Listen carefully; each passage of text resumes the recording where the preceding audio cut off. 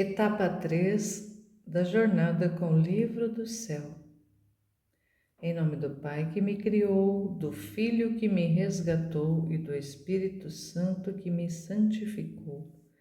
Divina vontade reina na minha vontade. Ó minha mãe, eu te amo e tu me amas. Dá-me um gole da divina vontade para minha alma. Me abençoa, Mãe, para que todas as minhas ações sejam feitas diante de vossos olhos maternais. Suprema Majestade, eu venho em sua divina vontade em nome de todos, do primeiro ao último homem que existirá na terra, para dar a ti as homenagens que tendes direito, as adorações, os louvores, o amor, as ações de graças que cada criatura lhe deve, e fazer as reparações por todos e por cada pecado. Venho, Senhor, na tua divina vontade. Dou-te a minha vontade humana por meio do Imaculado Coração de Maria, que possui todos os dons e os frutos da divina vontade. Dá-me então, Senhor, a tua divina vontade. Vem, ó divina vontade, nesta ação que estou a fazer e em todas as ações que farei durante este dia. Amém. Fiat. Vinde, Espírito Santo, vinde por meio da poderosa intercessão do Imaculado Coração de Maria, vossa amadíssima esposa e nossa mãe. Amém. Então, continuando nessa jornada, a partir do volume 25 dessa terceira etapa.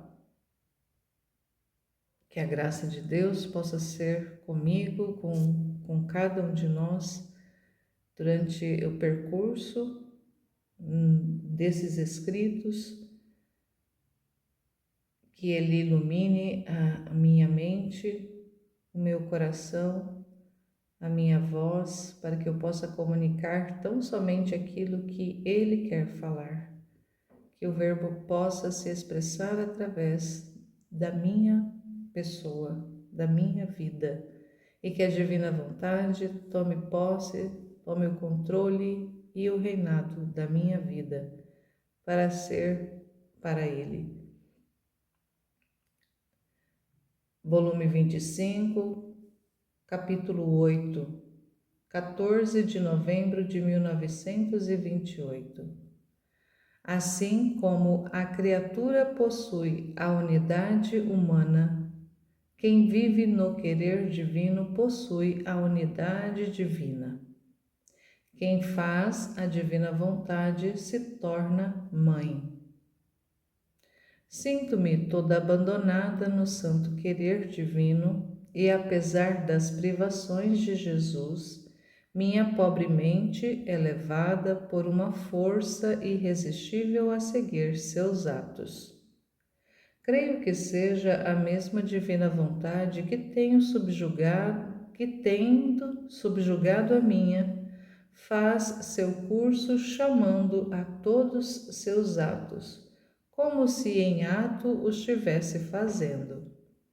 E eu, seguindo-a em seus atos, pensava nos primeiros tempos da criação, quando tudo era felicidade no homem, e que, estando na vontade do seu Criador, vivia na sua unidade, na qual tudo podia receber e tudo podia dar ao ente supremo. Unidade significa tudo. Mas enquanto pensava assim, o meu doce Jesus, movendo-se dentro de mim, disse-me: Minha filha, nós criamos o homem com a nossa semelhança. Por isso, também ele possui sua unidade humana. Por isso se fala, se age, se caminha e outras coisas podem chamar-se os efeitos de sua unidade, porque uma é sua vontade, uma sua cabeça, da qual todos seus atos dependem. Por isso, se pode dizer que é a força da unidade de sua vontade que fala, que age, que caminha, como efeitos dela. Se o homem não tivesse esta unidade, todos seus atos estariam em contradição entre eles. Acontece como ao Sol, desde a altura de sua esfera. Um é seu ato de luz, e como possui a unidade da luz, dada a ele por seu Criador, enquanto é um só ato, seus efeitos de luz são inumeráveis. Agora, para quem faz e vive em minha divina vontade, cessa o querer humano, sua vida termina, não tem mais razão de existir, porque começa a vida da unidade da minha, e assim, como a minha é um só ato, e tudo o que criou ou pode fazer, podem se chamar os efeitos deste ato só. Por isso, a alma, vivendo nesta unidade do meu querer divino, como em seu próprio centro, encontra-se em todos os efeitos do ato único de Deus. E ó, como é belo ver esta criatura em todos os efeitos que sabe e pode produzir nossa vontade. Ela corre na luz do sol como efeito de nosso querer. No céu, no mar, no vento, em tudo. Corre como a vontade humana corre em todos os atos humanos, e como a luz do sol corre em todos os seus efeitos. Assim, a alma corre no Fiat em todos os efeitos que ele possui e produz. Eis porque viver em nosso querer é o maior prodígio. E se nossa divindade quisesse fazer algo maior, não poderia, nem encontraria outra coisa maior, mais prodigiosa, mais potente, mais bela, mais feliz que nosso querer, para poder dar à criatura. Porque com o dar nossa divina vontade, damos tudo, e o seu poder faz eco no fundo da alma e forma-nos as nossas imagens mais belas. E o eco da pequenez humana faz um só com o nosso, de modo que, unindo-se ao nosso primeiro ato, corre e se difunde em todos os efeitos que produz o ato único de Deus. Depois disto, o meu amável Jesus fazia-se ver como um pequeno menino, o qual, pondo os braços ao meu pescoço, me disse: Minha filha, minha mãe, quem faz a minha divina vontade se torna mãe.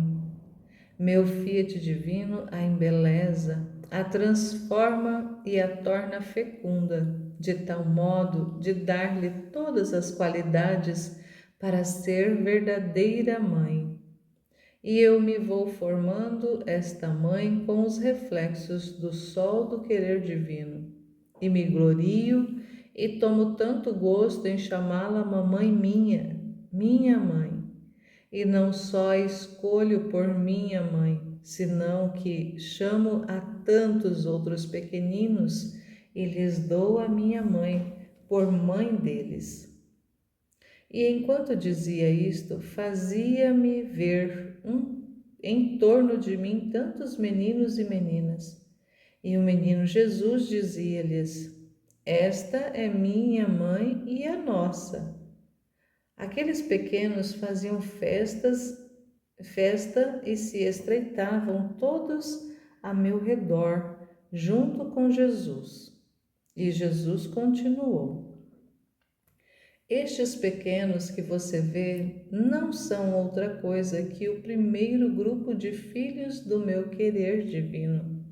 Nele todos serão pequenos, porque minha divina vontade tem virtude de conservá-los frescos e belos, como saíram de nossas mãos criadoras, e como chamou a tua pequenez a viver nela.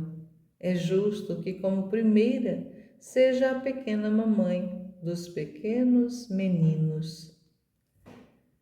Que graça que o Senhor comunica nesse trecho, nesse capítulo, falando dessa unidade que o ser humano já contém em si, porque o Senhor deu isso a nós quando nos criou, essa unidade dos atos de falar, de caminhar, de fazer as coisas.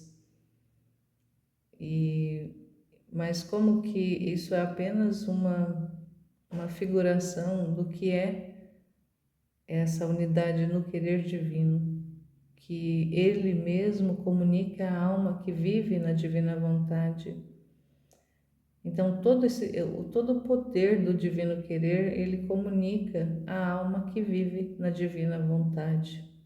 Então concede à alma essa unidade.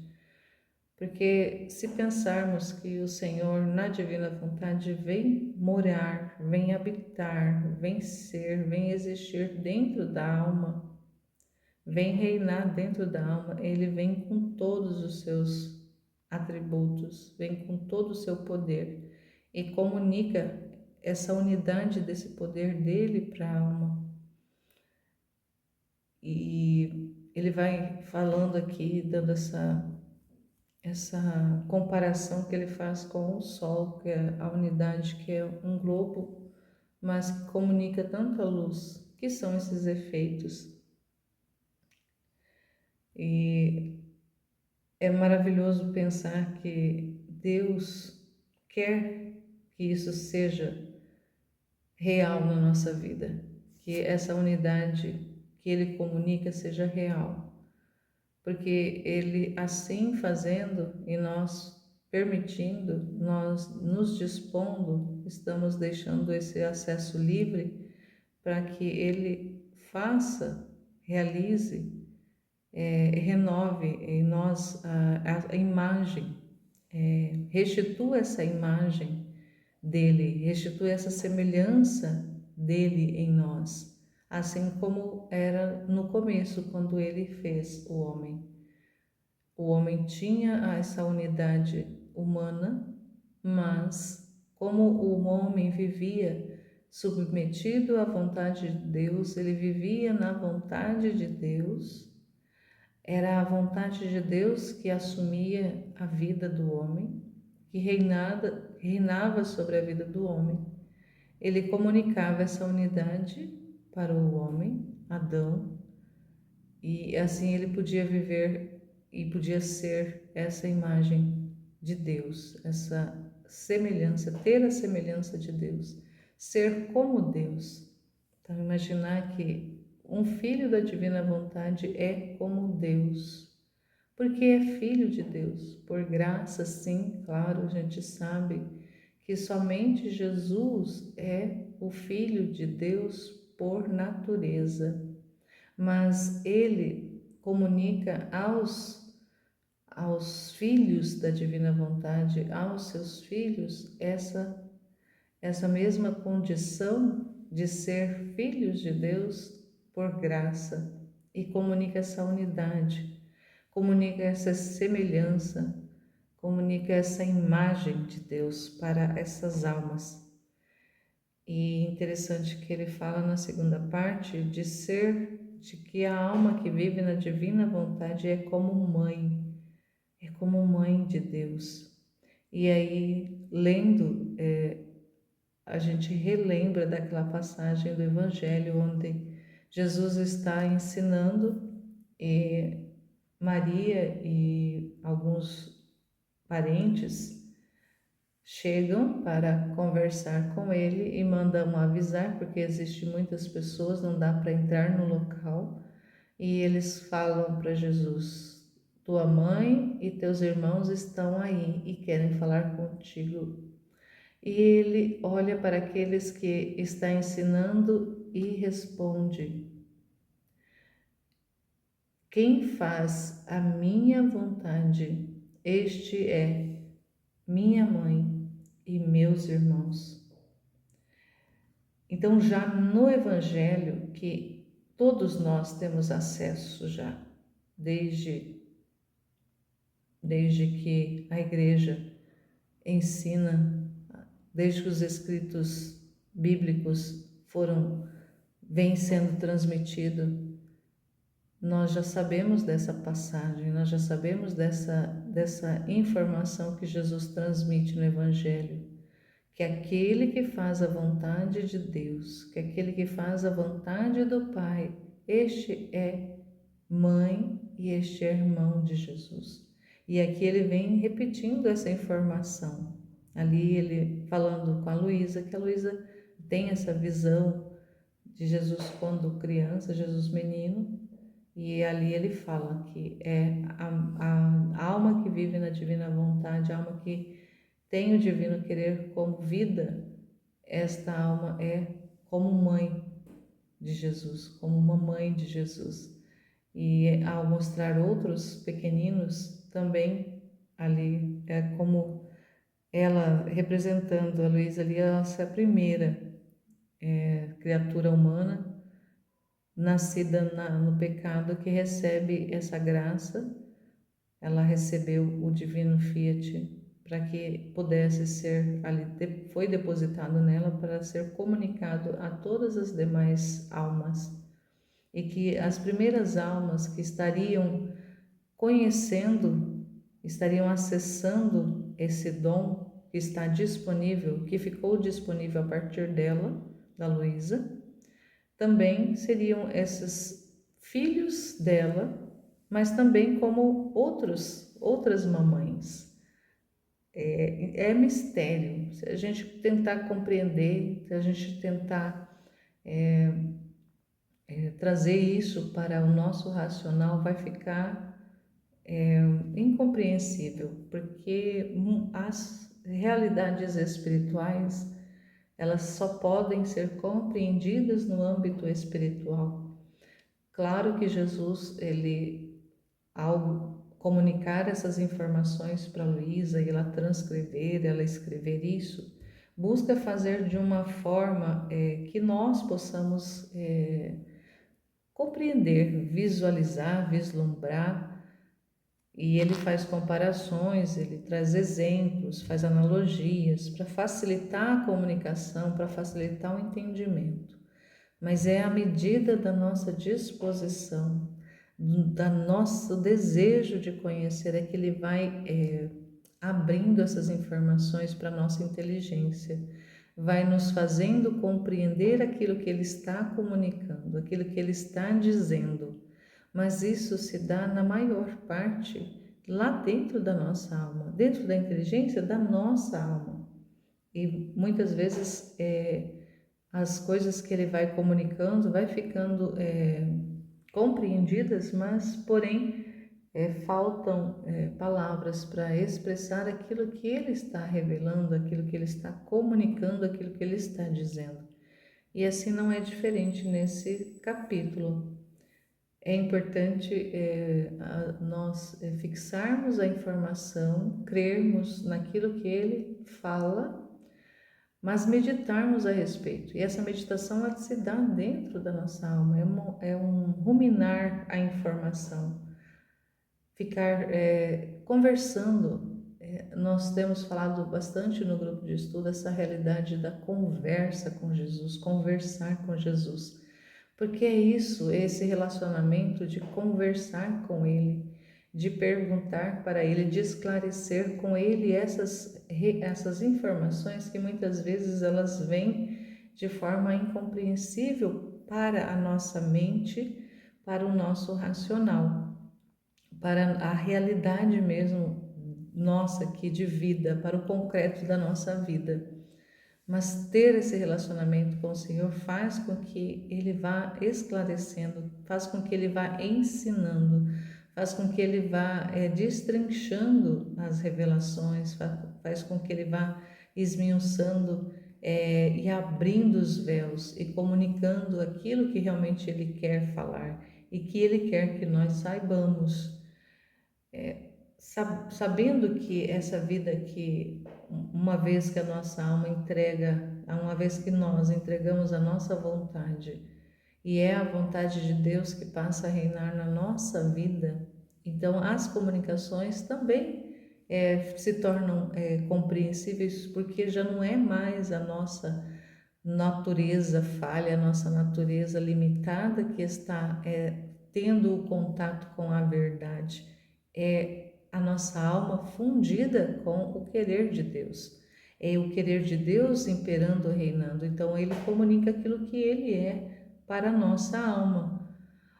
Explicar isso, não dá para explicar isso em palavras, verbalizar isso, é só mesmo na experiência, é só mesmo na vida, é só mesmo tendo esse relacionamento com o Senhor para compreender essas comunicações que Ele vai fazendo.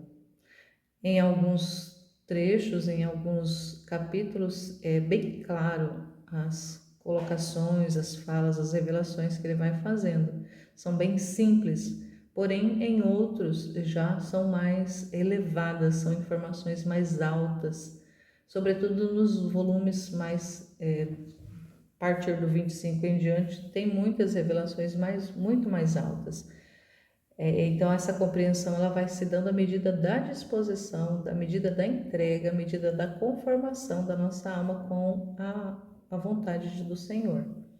Se for na vontade humana, infelizmente, não vai ser possível essa compreensão. Nós vamos ficar no vácuo, vamos ficar na dúvida. Então, é importante mais do que tudo ter esse relacionamento, ter essa vida de Deus pulsando dentro de nós, vivendo dentro de nós, comunicando para nós a sua vontade, a sua verdade, as suas revelações, a sua vida. Capítulo 9, 20 de novembro de 1928. Quem vive no querer divino está em posse do dia perene. Não conhece a noite e se torna dona do próprio Deus. Eu sentia-me completamente abismada no Fiat Supremo e a minha pobre mente perdia-se em tantas verdades surpreendentes para a minha pequena capacidade. Todas as manifestações que meu doce Jesus me havia dito sobre o seu santo querer se alinhavam em minha pobre alma como tantos sóis de beleza encantadora, distinto do outro, com a plenitude de cada alegria e felicidade que cada verdade possuía, e que, enquanto pareciam diferentes estes sóis, formavam um só. Que encanto, que beleza arrebatadora! Estes sóis assediavam a minha pequena inteligência e eu nadava nesta luz interminável. E como surpreendida, pensava em tantas coisas acerca da divina vontade. E o meu sempre amável Jesus, movendo-se em meu interior, me disse: minha filha, amadíssima filha do meu querer, quem é filha dele está em posse do dia perene que não conhece a noite. Tudo é luz para quem vive em meu querer. Suas propriedades são luz, beleza, alegria e felicidade. E isto é nada. Nós, ao dar nossa vontade à criatura, a tornamos dona de nós mesmos e nos colocamos à sua disposição. A fazemos fazer e vencer o que quer, porque não é um querer humano que nos domina, não, mas nosso próprio querer, que tendo bilocado na criatura, seu fazer, dizer e vencer não é visto por nós como coisa estranha a nós, mas sim como coisa nossa, e gozamos em fazê-la dizer, fazer e vencer, muito mais que ela nos vence a nós e nós a vencemos a ela. Então, ao dar a nossa vontade à criatura, e ela ao recebê-la como vida própria, abrimos uma competição entre ela e nós. Ela entra em nosso campo divino e domina como dona. E nós gozamos tanto ao ver sua pequenez, que contém nosso querer, nosso eterno querer, dominadora de nossos bens e de nós mesmos. O que podemos negar ao nosso querer? Nada, mas bem temos prazer em pôr fora nossas mais íntimas alegrias, nossos segredos, nossas eternas beatitudes, para fazer rejubilar a pequenez da criatura, onde ela reina, e tornando-a dominadora delas. Nos entretemos e abrimos o jogo entre ela e nós. Por isso, coisa maior não podia dar ao homem ao criá-lo, que nossa vontade, porque só com ela ele podia chegar onde quisesse e fazer o que quisesse, até tornar-se dominador do que a nós nos pertence. Isso não fazemos ao criar as outras coisas, elas são dominadas por nós. Não podemos fazer o que querem, seus direitos são limitados, porque ao criar o homem houve uma explosão mais intensa de amor, e neste arrebato de amor, o tudo se fundiu no nada, e o nada adquiriu sua vida no todo. E para tê-lo mais seguro, demos-lhe nossa divina vontade como patrimônio, a fim de que um fosse o querer, comuns os bens, porquanto a criatura é capaz, e tanto o amor do um e do outro se fazer dominar mutuamente. Por isso, a coisa mais bela para nós, que mais nos arrebata e glorifica, é a alma onde reina nosso querer divino, porque só ela é a que não nos faz dizer basta o nosso amor no dar, mas sim que temos sempre para dar, sempre para dizer, e para gozar demais a tornamos vencedoras de nós mesmos. Por isso, sê atenta, minha filha, se tudo quiseres, faz que nosso querer reine em ti. Olha que trecho que também vem aqui, na sequência do anterior, falando da realidade do que é possível para a alma que vive na divina vontade, que vive sob o reinado do querer divino, onde a vontade de Deus é rainha, onde a vontade de Deus impera, onde a vontade de Deus governa.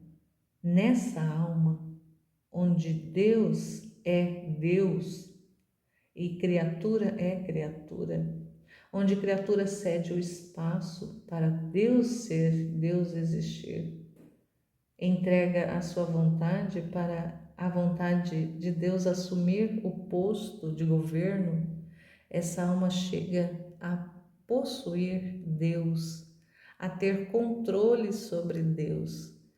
Lendo essas palavras, parece que é tão ilusório, parece que é tão irreal o que está sendo dito, mas é por causa que nós ficamos no racional. Então, como eu falei no anterior, é necessário que nós façamos essa meditação, façamos essa leitura, busquemos essa compreensão no espiritual, no que o Senhor realmente está falando, porque essa vida de Deus, esse controle de Deus, esse governo de Deus é na nossa alma, é a partir da alma, é no espiritual, é no espírito. A matéria vai sentir os efeitos, mas a vida é no espírito, a vida é espiritual. Então é aquela vida, buscai as coisas do alto, é buscar e viver uma vida espiritual. Ter vida espiritual é isso, é ter vida com Deus, é ter vida de Deus existindo, habitando, sendo dentro de nós. Diferentemente de ter uma vida espiritual na santidade humana, na santidade das virtudes, é ter uma vida de relacionamento, mas a vida humana ela continua o curso de forma normal e a vontade humana continua governando a vida do ser humano. Fica submetida sim à vontade de Deus em certas realidades, mas não totalmente fundida com a divina vontade, o que acontece na alma que vive na divina vontade. A vontade humana já não tem mais vida, não tem mais comando, não tem mais controle. É tudo o divino querer que faz. Então, sendo assim, é possível compreender o que o Senhor está falando, que a alma chega a controlar Deus, porque não é a alma em si, porque a posse dessa alma está sob o governo de Deus. Então é o próprio querer de Deus que está governando Deus.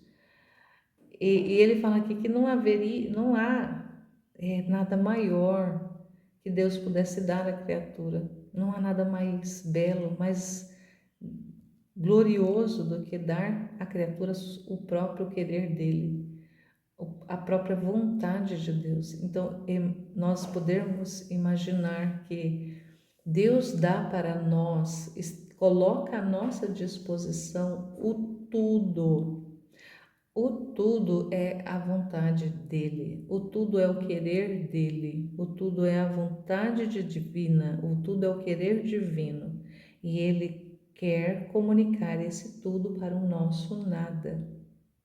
Então, quem somos nós? Criaturas que recebem essa dignidade de habitar, de ser para Deus, de ser espaço do tudo existir. Somos nada, nós vamos criando, vamos compreendendo essa realidade do que nós somos nada. Assim como ele também fala no Evangelho, sem mim nada podeis fazer. É verdade. Sem Deus nós não podemos e não somos nada. Até podemos querer fazer muitas coisas e até podemos executar muitas ações, muitas atividades ao longo da vida. Mas tudo aquilo que de bom o ser humano faz é a divina vontade que está operando. Só que só quem vive, quem entrega a sua vontade humana e cede todo o espaço para que a divina venha governar, venha viver, venha ser, venha existir, essa é a alma que pode ali ter nela, no nada dela, o tudo de Deus. E esse tudo de Deus governar, fazer esse governo a partir do nada da criatura. Então, que lindo que isso é. Só que essa compreensão também ela precisa se dar nesse relacionamento, nessa vida com Deus, nessa vida de Deus na alma. E aí, quando a gente retoma aqui o que a Luísa vai, porque aqui está bem fácil, né? Está bem simples de compreender ao entender o que ela está falando. Olha só o que ela fala. Eu sentia-me completamente abismada no Fiat Supremo. Então ela estava inundada, ela estava ali, ela não tinha o querer dela, não tinha um humano dela. Era o Supremo Fiat que governava. E a minha pobre mente perdia-se em tantas verdades surpreendentes para a minha pequena capacidade. Então, olha só, ela tendo essa consciência de que a pobre mente, a pobre racionalidade, a pobre compreensão humana estava perdida das tantas verdades que ela estava ali tocando. E ela via a incapacidade humana de tocar isso. Então, é importante compreender que a capacidade humana é muito limitada para tocar verdades tão altas. Então, é quando o governo de Deus, quando a vontade de Deus toma posse da nossa vontade, é que isso se torna possível. E ela continua: todas as manifestações que meu doce Jesus me havia dito sobre o seu santo querer se alinhavam em minha pobre alma como tantos sóis de beleza encantadora. Então, olha aqui, olha a chave da compreensão aqui, ó. Todas as manifestações, então todas as verdades, tudo aquilo que ele havia dito, tudo aquilo que ele havia comunicado, tudo aquilo que ele havia falado para ela, que Jesus havia falado para ela, sobre a divina vontade, que é o que ele vai revelando nesses escritos, essas falas de Jesus, essas comunicações de Jesus se alinhavam na pobre alma dela como tantos sóis de beleza encantadora, um distinto do outro, com a plenitude de cada alegria e felicidade que cada verdade possuía. Então ia se alinhando dentro dela, tudo isso que ele ia comunicando, ia se alinhando, e enquanto pareciam diferentes estes sóis, formavam um só. E ela ficava encantada. Que encanto, que beleza arrebatadora! Estes sóis assediavam minha pequena inteligência e eu nadava nessa luz interminável. E como surpreendida pensava em tantas coisas acerca da vontade divina. E o meu sempre amado Jesus movendo-se em meu interior e me disse. Então ela estava nessa meditação, estava nessa contemplação. Nossa, como que como que pode? Tudo aquilo que ele foi falando, tudo aquilo que ele foi revelando, são tantos sóis. Esses sóis, quando a gente lê os sóis, eles representam conhecimento. Luz representa conhecimento. Então, o que ela está falando aqui é que todo o conhecimento que ele foi dispondo para ela, que ele foi falando para ela, estavam ali presentes, mas que a pobre mente dela se perdia. Então, racionalmente, é impossível ela explicar o que ela estava compreendendo na sua pobre inteligência, no que ela estava compreendendo na sua alma, porque ela havia luz, luz. Então, era conhecimento, conhecimento, eram informações, eram revelações, eram tanta coisa. Então, ela via como beleza, ela via como luz. E isso, como que ela vai transcrever isso? É quase que impossível transcrever isso para a linguagem humana, porque não é humano que ela estava compreendendo, era espiritual, era divino, a compreensão que ela estava tendo era divina. Então, se a gente compreender isso que a Luísa está falando, isso que ela está narrando, que estava se dando com ela, nós vamos compreender todo o restante. Tudo que ele vai falando nesse trecho, nos outros trechos, se a gente compreender essa realidade que ela está expondo aqui, desse arrebato de conhecimento, de luz, de se perder na luz, de se fundir na luz. Se a gente compreende que isso não dá para ser expressado, verbalizado na humanidade, na nossa língua, não dá para ser transcrito isso, é uma compreensão que vai ficar na nossa mente, sim, mas dentro da nossa alma, na alma. Então a nossa alma vê a luz, ou seja, vê o conhecimento, enxerga ali a verdade, porque ele revelou, ele é a verdade. Então a nossa alma vê a verdade, enxerga a verdade, mas a alma não consegue expressar com palavras humanas aquilo que está vendo, aquilo que está compreendendo. Porque é esse agir de Deus, é esse poder, é esse império do querer de Deus que está ali se comunicando com a alma, se dando com a alma, se fundindo com a alma. E o humano não vai compreender nunca. Se ficar tentando racionalizar, se ficar tentando colocar ali expressões de comunicação, verbalizações da realidade da Terra, da realidade humana. Vai ficar perdido e nem vai sequer compreender o que realmente o Senhor está dispondo, o que Ele está revelando. Vai ficar nas trevas, vai ficar na incompreensão. Então, quando a gente toca uma verdade, e a gente não compreende, é porque a gente fica fechado para essa luz. A gente não deixa a luz inundar o nosso ser. A gente não deixa a luz inundar a nossa alma. Então, na divina vontade, essa realidade ela cessa, ela termina, porque uma vez que é a divina vontade que está de posse da nossa alma, ela abre a compreensão, ela ilumina, ou seja, ela comunica as verdades, ela comunica aquilo que ele está realmente expressando, e a alma consegue ver a verdade. Ela consegue enxergar, ela consegue compreender a verdade, porque ela está aberta, porque ela está disponível, porque ela está sob o governo de Deus. E isso se dá no relacionamento, nas conversas com o Senhor. Isso vai dando, essa vida vai acontecendo, essa vida vai existindo dentro da alma. E a alma vai tocando essas verdades. No capítulo 10, 2 de dezembro de 1928, o tabernáculo eucarístico e o tabernáculo da divina vontade. As privações de Jesus tornam-se mais prolongadas, e vendo-me privada dele, não faço outra coisa senão suspirar pelo céu. Ó céu, quando me abrirás as portas? Quando terás piedade de mim? Quando te levarás a pequena exilada à sua pátria? Assim, só lá não chorarei mais o meu Jesus. Aqui se faz ver, enquanto se acredita possuí-lo, como relâmpago te foge e te toca fazer a longa etapa sem ele. E sem Jesus todas as coisas se convertem em dor, mesmo as coisas santas, as orações, os sacramentos, são martírios sem ele.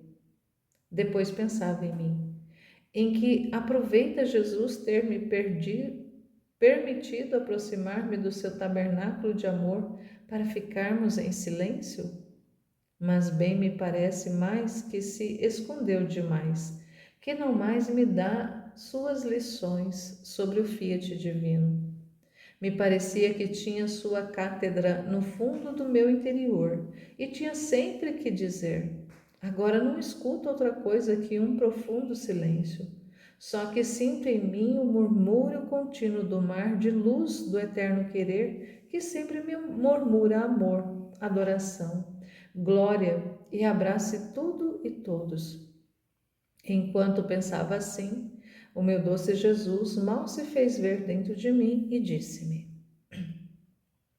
Minha filha, coragem, sou eu no fundo de tua alma que movo as ondas do mar de luz de minha divina vontade. E murmuro sempre, sempre para conseguir de meu Pai Celestial o reino de minha vontade sobre a terra. E você não faz outra coisa que seguir-me. E se você não me segue, o farei sozinho. Mas tu não vais deixar-me sozinho, sendo que meu fiat te tem abismada nele. Ah, não sabes tu que és o tabernáculo da minha divina vontade? Quantos trabalhos não fiz em ti, quantas graças não derramei para formar este tabernáculo? Tabernáculo poderia chamá-lo único no mundo, porque tabernáculos eucarísticos tenho em bom número. E neste tabernáculo de meu divino fiat, não me sinto prisioneiro, possuo o interminável confim de meu querer. Não me sinto sozinho, tenho quem me faça perene companhia, e ora faço de mestre e te dou minhas lições celestiais. Ora faço meus desabafos de amor e de dor. Ora festejo até me entreter contigo. Assim que se rezo, se sofro, se choro e se festejo, não estou jamais sozinho. Tenho a pequena filha de meu querer divino junto comigo. E além disso, tenho a grande honra e a conquista mais bela, que mais me agrada, qual é a vontade humana toda sacrificada por mim, e como escabelo de minha vontade divina. Poderia chamá-la meu tabernáculo predileto, porque enquanto encontro tantos gostos que não o trocaria com meus tabernáculos eucarísticos, porque neles estou sozinho. A hóstia não me dá uma vontade divina, como o encontro em ti, que bilocando, enquanto a tenho em mim, a encontro também em ti. Em troca, a hóstia não é capaz de possuí-la, nem me acompanha em meus atos. Estou sempre sozinho, tudo é frio em torno de mim.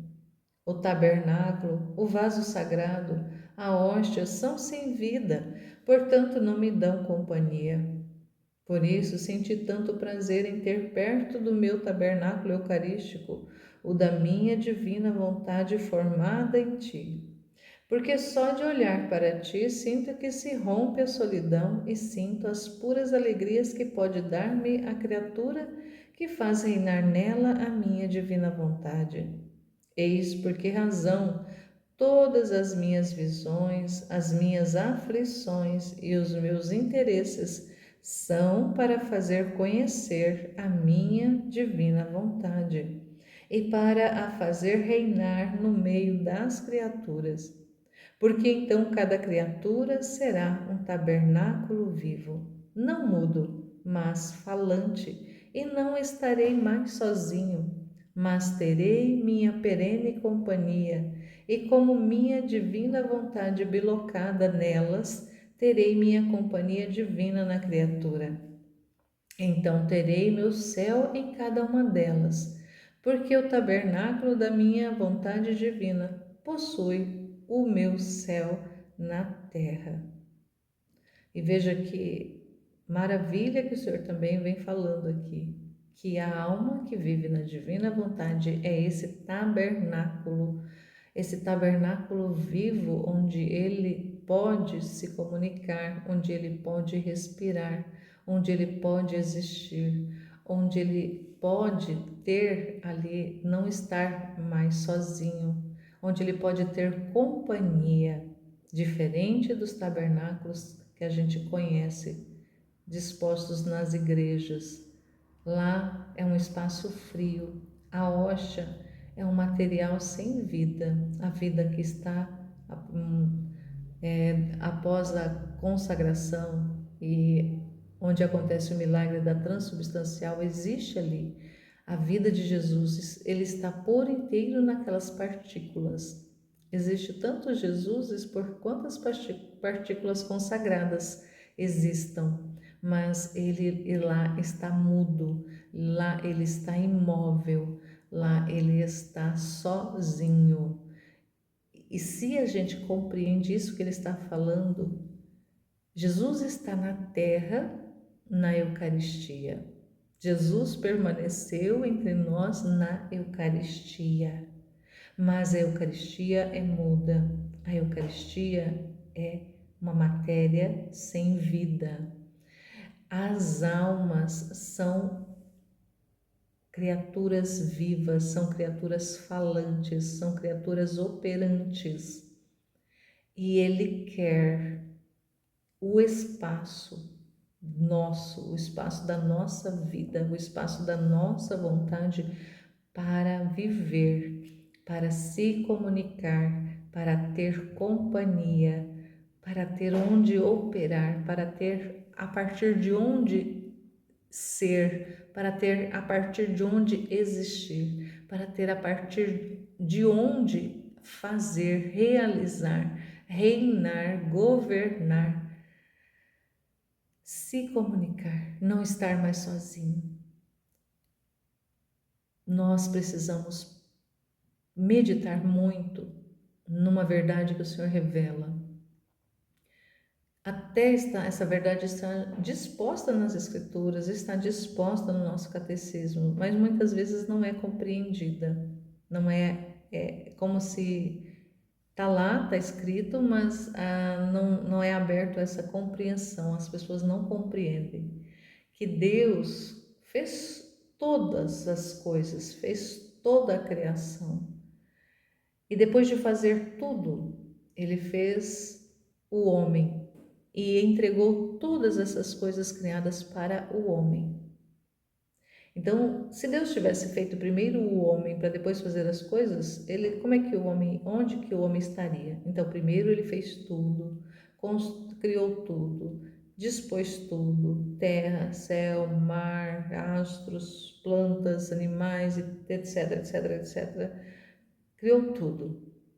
Aí faltava alguma coisa.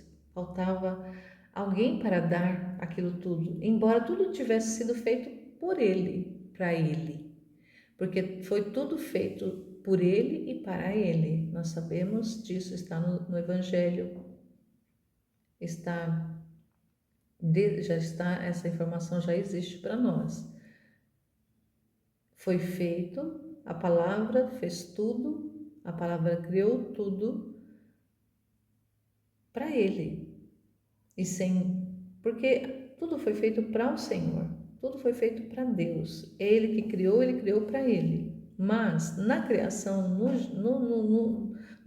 na totalidade da criação, o Senhor fez e quis colocar alguém que lhe fosse semelhante para dar aquilo, porque Deus não precisa de nada. Então, se a gente for pensar, Deus criou tudo para Ele, mas Deus não precisa de nada. Por que Ele precisaria criar o mundo, fazer as coisas, fazer a criação, criar a terra, criar o universo, criar toda essa realidade material que nós conhecemos? Deus, sendo espiritual e tendo tudo, não necessitando de nada, Ele já era pleno, não necessitava de nada. Nada que foi criado agregou nada a Deus. A gente já conhece isso, é uma verdade de fé. Nada do que foi criado, inclusive o ser humano, agregou nada a Deus, não agregou um átomo a Deus. Deus é e sempre será sem nós, sem nada do que foi criado. Ele não precisa, mas Ele quis transbordar, porque Deus é amor. Ele quis transbordar para fora esse amor. Então Ele criou todas as coisas e criou alguém, criou uma pessoa, criou o ser humano para ser ali uma criatura que lhe fosse semelhante, que lhe fosse ali a sua imagem, para que ele pudesse ter um espaço de transbordamento desse amor, para que ele pudesse ter companhia fora do convívio da Santíssima Trindade. Então, Deus precisava? Não. E Deus não precisava, e Deus não precisa disso. Deus não precisa do ser humano, mas Ele quis o ser humano. Então, a gente precisa compreender isso. Nós não agregamos a Deus, mas Ele quis. E Ele fez todas as coisas, fez o homem e deu tudo para o ser humano, para que o ser humano reinasse, para que o ser humano governasse as coisas criadas, e fez o ser humano para o ser humano ser esse espaço de governo de Deus, para ser esse espaço de habitação de Deus. Então, o ser humano habita a terra enquanto matéria, enquanto nesse tempo está na matéria, está caminhando nessa realidade temporal, e esse homem, essa criatura humana que ele fez, semelhante a ele, com a imagem dele ali, ele fez para ser esse espaço de relacionamento, para ter relacionamento. Então imagina que nós fomos criados para Deus se relacionar fora do seio da Santíssima Trindade, para Ele se transbordar, para Ele se comunicar, para Ele ter com quem conversar, para que Ele tenha com quem se entreter, como Ele fala com a Luísa, para que Ele tenha com quem ter companhia. Deus quer ter a nossa companhia, foi para isso que Ele nos fez, para que nós fôssemos companhia dEle, para companhia para com Ele. Nós sendo nada, mas Ele sendo tudo, quis que o nada fosse-lhe companhia, fizesse-lhe companhia. E a gente precisa compreender que esse reino da divina vontade na terra é essa realização desse projeto de Deus, desse desejo de Deus de ter companhia na terra. de ter companhia nas almas, de ter vida nas almas, de ter o seu querer nas almas, existindo a partir dessas almas. Então, nós fomos feitos para isso. A finalidade de nós existirmos é para que nós fizéssemos companhia para Deus, nós fôssemos esse espaço de vida de Deus. Então, se a gente compreender isso, vai fazendo sentido por que eu existo, por que eu estou aqui, por que eu fui feita, para que eu fui feita, para que eu fui feita. Então essa pergunta que permeia muitas vezes a vida nossa, desde que a gente começa a ter entendimento, vem essas, para que eu fui feita, para que eu existo, mesmo que muita gente não chegue nunca a verbalizar isso, mas existe dentro dela esse questionamento, existe dentro dela esse desejo de saber para que eu existo, para que eu fui feito, para que eu fui feita, para que eu estou aqui. E a resposta é para ser companhia de Deus, para ser companhia para Deus, para ser esse espaço da vida de Deus existindo, para ter relacionamento com Deus. Então, uma vez que a gente compreende essa realidade, essa verdade, essa manifestação que Jesus traz no livro do céu, e se a gente assume, adere, entrega a nossa vontade para que realmente Ele venha e tome o espaço da nossa vida para ser na nossa vida, aí tudo passa a fazer sentido. E aí realmente a nossa vida passa a ser, ter o propósito, ter significado, ter valor. A nossa vida passa a ter valor. Então, não porque ela tenha valor em si, mas por causa que Deus governando, Deus reinando na nossa alma, a nossa vida passa a ter esse valor, porque ela se torna espaço de habitação de vida de Deus. Então, se a gente compreende isso, nossa, a gente alcançou. A gente alcançou aquilo que o Deus está trazendo, que Ele está revelando, que Ele deixou depositar dentro da Luísa, essas manifestações, essas luzes, esse conhecimento todo que Ele depositou na Luísa, que está disponível no livro do céu, que está disponível aí para a gente acessar. Aí nós chegamos e falamos ao Senhor, nossa, então eu entendi agora, Senhor. Eu entendi o que o Senhor está querendo. É a minha vida que o Senhor quer, é a minha vontade que o Senhor quer, é a minha companhia que o Senhor quer. E eu quero a mesma coisa, Senhor. Eu não quero nada fora daquilo que o Senhor queira. Eu não quero nada fora da tua vontade. Eu não quero nada fora do teu querer. Então, se eu compreendo isso, eu dou para o Senhor. Eu falo, Senhor, eis-me aqui. Habita em mim. Seja em mim. Viva em mim. Governe em mim. Reine em mim. Então, quando a gente vai repetindo, divina vontade, reina na minha vontade, isso tem que ser real. Isso tem que ser compreendido, nós temos que compreender isso, que esse reinar da divina vontade na nossa vontade é esse governo de Deus na nossa vida, na nossa alma, é esse governo dele de ser através de nós, de ser a partir de nós, de ter a nossa companhia. E como que uma pessoa que tem companhia, ela fica muda?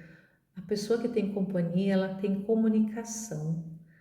É assim, a gente imaginar que duas pessoas, uma faz companhia para a outra, é até inimaginável a gente pensar que essas pessoas não se comuniquem, que elas não se conversem, porque se elas estão fazendo companhia uma para a outra, é a necessidade da comunicação, da interação ali, desse fluxo de conversa, desse fluxo de informações, desse fluxo de vida, desse exalar de vida, de comunicação, de luz.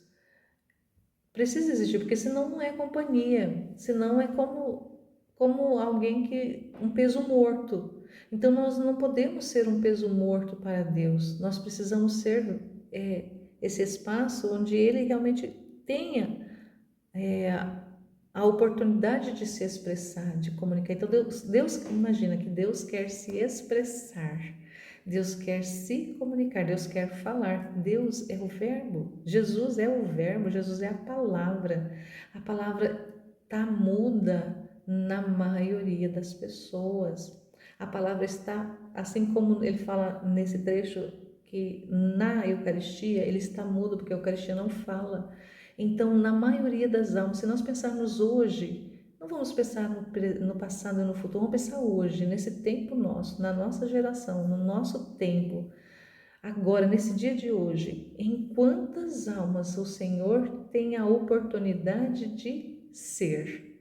Porque se Ele é a palavra, se Ele é o Verbo, se Ele é a palavra, Ele é a comunicação, Ele é a comunicação do céu. Se Ele não pode se expressar, Ele está mudo, Ele está calado nas almas. Em quantas almas hoje o Senhor pode se expressar? Em quantas almas hoje o Senhor pode falar? Em quantas almas hoje o Senhor tem companhia? Então é importante a gente pensar a respeito. E isso é ter relacionamento com Deus também. De pensar nisso, de meditar nisso. Senhor, em mim o Senhor tem esse espaço de comunicação, o Senhor tem esse espaço de falar, em mim o Senhor tem esse espaço de se expressar, Senhor. Se não, Senhor, a partir de hoje eu tomo essa decisão, eu não quero mais deixar o Senhor mudo, eu não quero mais calar a voz de Deus, eu não quero mais calar a palavra, eu não posso mais calar o Verbo. Eu não posso mais calar Deus.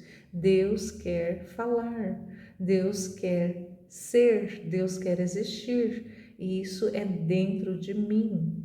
Eu não posso pensar no que como que vai ser no outro. Não, eu preciso pensar em mim agora. Deus quer ser em mim agora. Deus quer falar em mim agora. Deus quer se comunicar através de mim agora. Deus está falando através de mim agora. Deus está se comunicando através de mim.